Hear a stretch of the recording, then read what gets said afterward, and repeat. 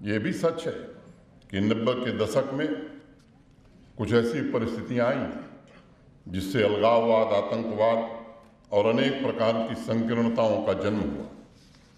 समाज के प्रत्येक अंग, सामाजिक आर्थिक स्थिति को नुकसान पहुंचाया गया। इंसान में भेद करने वाले कानून भी बनाए गए और ये लंबे समय तक जारी भी रहे। दूसरी तरफ आतंकवाद, अलगाववाद, संकीर्ण विचारधारा को हवा देने का इकोसिस्टम किसी न किसी रूप में केवल तैयार नहीं किया गया, बल्कि उसे पोषित करने की कोशिश की गई, जिसके फलस्वरूप यहाँ के लोगों ने अथाह पीड़ा अनुभव की।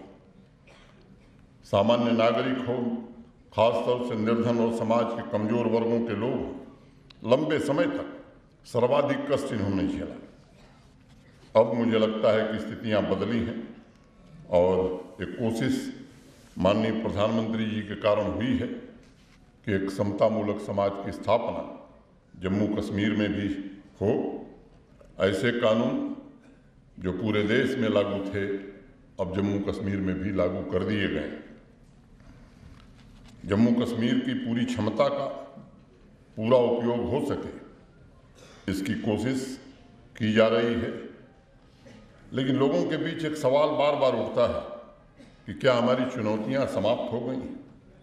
मैं समझता हूं कि ये सच है कि अलगाववाद, आतंकवाद, संकीर्णता को समूल नष्ट करने के प्रयासों में काफ़ी हद तक सफलता मिली, लेकिन कुछ चुनौतियां अभी भी शेष हैं और इस पर मैं आप सबसे अनुरोध करूंगा। सभी धर्मों के स्कॉलर्स हैं, समाज के प्रबुद्ध जन हैं, आप भी इस पर विचार करिए और इस पर मैं आपका सहयोग चाहूँगा। किसी व्यक्ति का विरोध समझ में आता है, लेकिन भारत का विरोध, इसकी इजाज़त किसी को नहीं दी जा सकती है।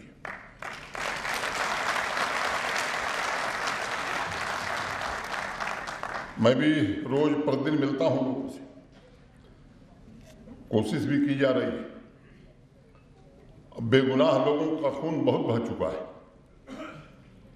कब तक बेगुनाह लोगों के खून पर राजनीति की जाएगी, इसे समझने की आवश्यकता है। स्पष्ट तौर पर मैंने कई बार कहा है कि हमारे प्रशासन की नीति बड़ी स्पष्ट है, बेगुनाह को छेड़ो मत और गुनहगार को छोड़ो मत। और हमने कोशिश की है कि पिछले 3 वर्षों में अगर कहीं इस तरह का मामला ध्यान में आया है कि किसी बेगुनाह के साथ ज्यादती हुई है, तो उसमें कार्रवाई की गई है। प्रभावी ढंग से आतंकवाद के इकोसिस्टम को समाप्त किया जाए, इसकी कोशिश की जा रही है।